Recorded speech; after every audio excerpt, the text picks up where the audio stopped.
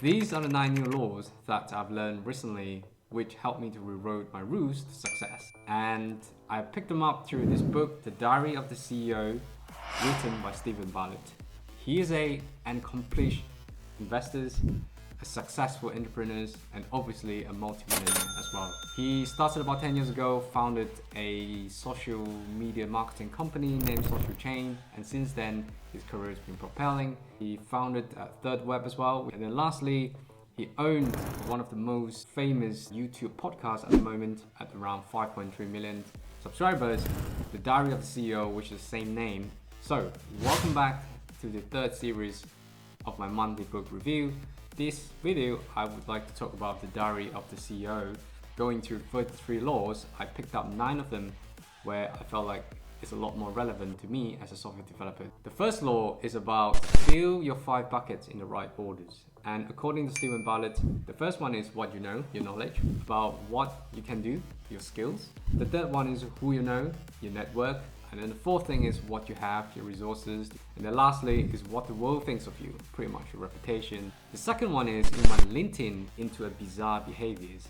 In the book, it literally means that just open the suggestions and do not just say no to any of the ideas, to any of the suggestions. Even when you hear something that is not usual in your usual life, don't just reject the idea, just listen to it and then think carefully whether that will help. So ultimately, don't block the people you don't agree with, follow more of them, and do not run the ideas that makes you not comfortable, and ultimately just runs towards them and learns about it, which is most important. So the third one is never fight a bad habit. This is quite related to me as well, quite personally, because I used to game a lot. Every time I try to quit it, it just bounced back basically. And in this book, it basically goes through about how to cue, routine, and reward, which is pretty much the reason we keep doing it, because sometimes you look at the cue, which is triggered, and then you go back to your own routines, and then once you've done your routine, you get the reward. Steven Bartlett mentioned in his book is that rather than just reject it, so don't fight it, change the reward into something less addictive, find healthy rewards, right? The fourth one would be friction can bring values. And in this book, it's not about asking us to go and fight with other people and then get achievement and fulfillment out of it. In this context, I'm talking about the work. In work, we tend to follow the same old process so that we can finish our work and enjoy our Netflix session in the evening. But in this law, it's basically saying that we should do something different, and things like a bit complex and difficult will actually bring us value here. The only example I can give here is quite related to me, is every time we develop a new software, pushing a new pattern into our usual work environment as a software developer, we tend to follow existing libraries that work for production, whether any libraries that worked before. Especially in DevOps, there are typical pipeline that we do. How do we want to build the images? How do we want to ship the images and things like that? So in my term is that I've been practicing this quite long ago, even though it's not from this book, is that I would just do something difficult. The fifth one is fight for your 5 seconds. In the book, it's highlighted that in any of the story, the first 5 seconds is do or die.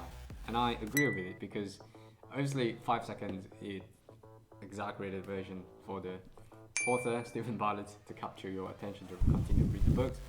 In one of the other examples, like obviously when you're watching YouTube right now, or you're one of the YouTube creators, the first 30 seconds of YouTube is pretty important, because that captures attentions of your audience, increase the retention of the audience, that eventually if you survive the first 30 seconds, the audience will likely finish off the whole chunk of your videos, which increases your watch time and things like that. Ultimately, one of the things that I also agree with what the book said by the end of this chapter, or by the end of this law, is saying that attention just got the most generous gift that anyone can give, which is true. I think in this world of social medias, world of attention, that anything you use, anything we do, trying to grab our attentions as much as heavier than it used to be.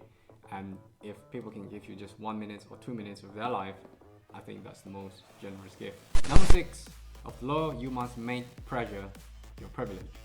And in this book, it quoted Billie Jean King, which is the famous tennis player, once quoted, "Pleasure is a privilege, and it only comes to those who earn it." I agree with the book, I agree with the quotes. I do think that pleasure is not stress. pressure is something that you could enjoy, which I do enjoy, which I'm going to talk about my experience in a minute. In life, you must have a pressure you enjoy the most. It might sound big coming out of me or sound choke coming out of me because trying to quote the book.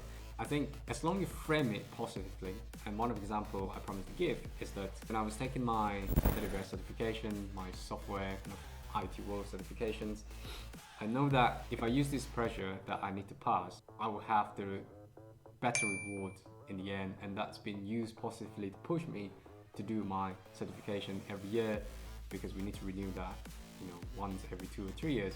So that's what pushing me to do it. Seven of the law is small miss now creates a big miss later.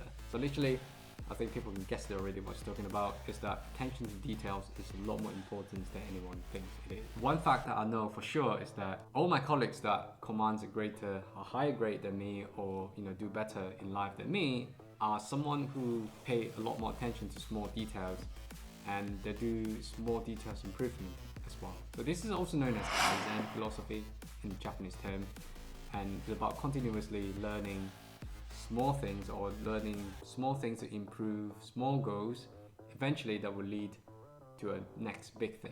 So number 8 is your skills are worthless, but your context is valuable.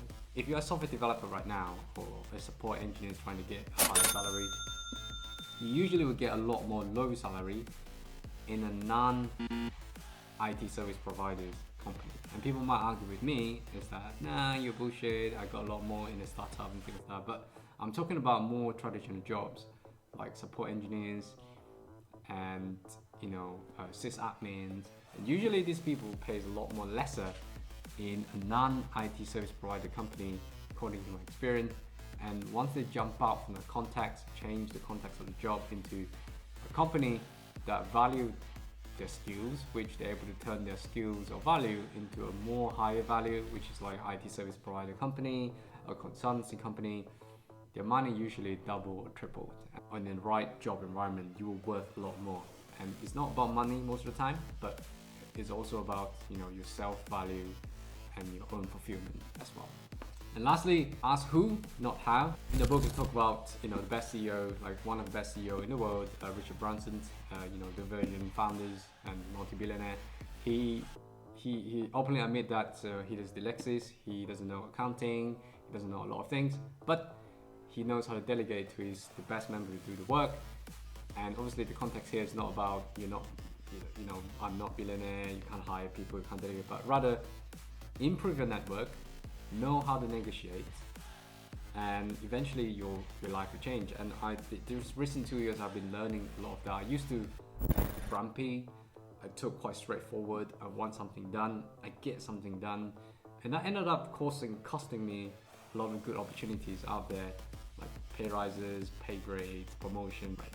So that's the end of the 9 laws that I felt like I've used to rewrote my success.